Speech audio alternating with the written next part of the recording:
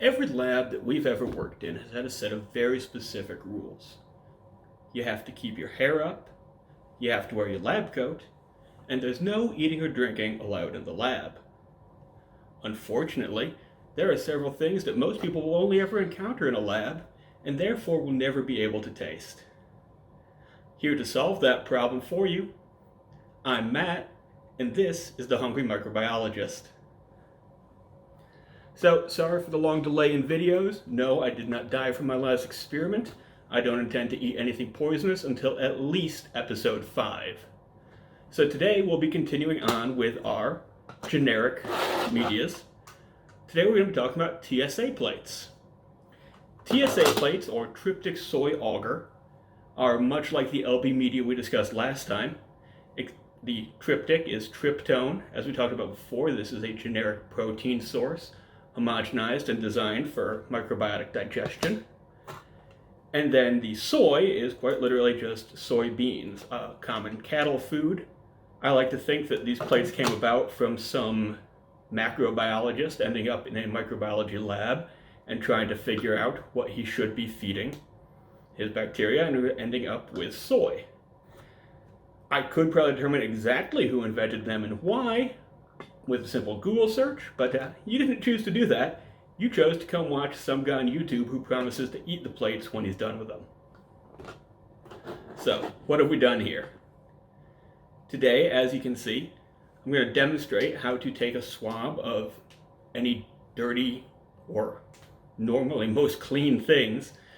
Simply acquire your sterile loop, flame sterilize, wet it in sterile water, and stroke a Chlorost whatever you want to take a bacterial sample from.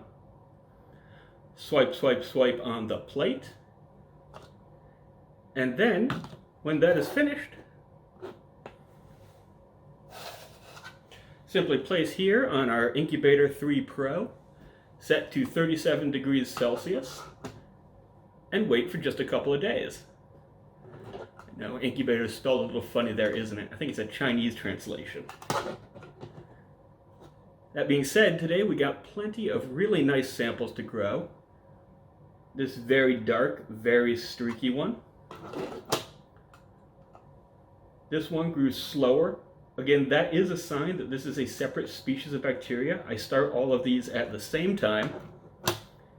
And so when we end up with very small little colonies like this, that's a long doubling time for the bacteria. And when we end up with these larger colonies, that's a sign that there's a quicker doubling time. But what do we do with something like this, when all of my bacteria grow together and I can't actually tell them apart? Let's say I wanted to do genetic sequencing on a colony that maybe I had a unique plasmid in. Well, that's where the process of streaking for isolation comes in. It's a very important technique to have in the lab. What you can see here is I have a plate that I have drawn 4 quarters on. Once again, I sterilize my inoculation loop, streak it into my original bacteria just once, and strike it through 1 quarter. I flame sterilize again, then I streak it, catching just a little bit of that first quarter and streaking it into the 2nd quarter. Flame sterilize again with the 3rd quarter, swipe, swipe, swipe, and again for the last quarter. And as you can see, we have here a big old patch that looks about like the original, if not worse, since I caught these while they were actively growing. Same over into here, but by the time I get to my 3rd and 4th quarters, the bacteria has become diluted enough that I only have 1 or 2 colonies. No. That I only have a handful of colonies.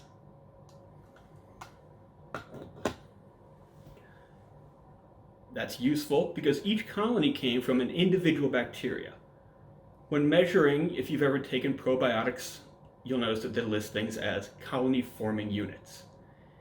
And though nothing's a given in biology, a colony-forming unit normally refers to one distinct bacteria, because it can double again and again and form a genetic clone colony.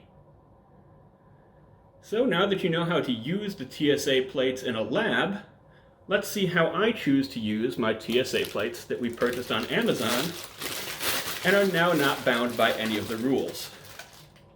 I have a clean one here. Once again, please do not eat anything you have been growing bacteria on already.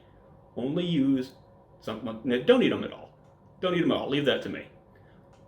I am going to eat a completely sterile one.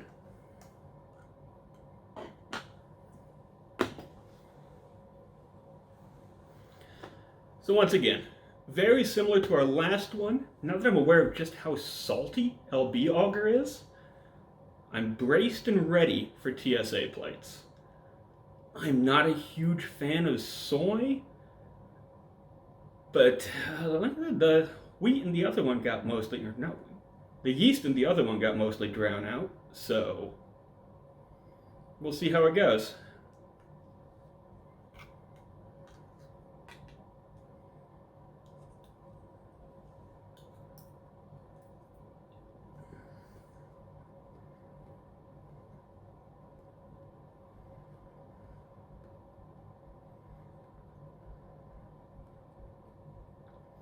Actually, that's much better. Definitely not as strong of a salt taste. Again, I still don't recommend it. If someone offers you soy-based Jell-O, use it for lab experiments, not for your own consumption. But there is a lot less salt in these. I probably should have looked up the exact contents. It might just be because there's a lot less salt. Or it might just be because I was ready for it this time. Anyway, as you can see, we are continuing this series, so if you have any suggestions for what else I should be eating, let me know. I might do one more nice generic plate. I'd really like to get some colorful bacteria, something unique. I tried growing my probiotics. I tried growing swabs from around the house. I tried growing the swabs from that dollar. That actually only gave me those 2 colonies there. Congratulations, your money is actually pretty clean. But let me know what you can think of, and I'll see you next time.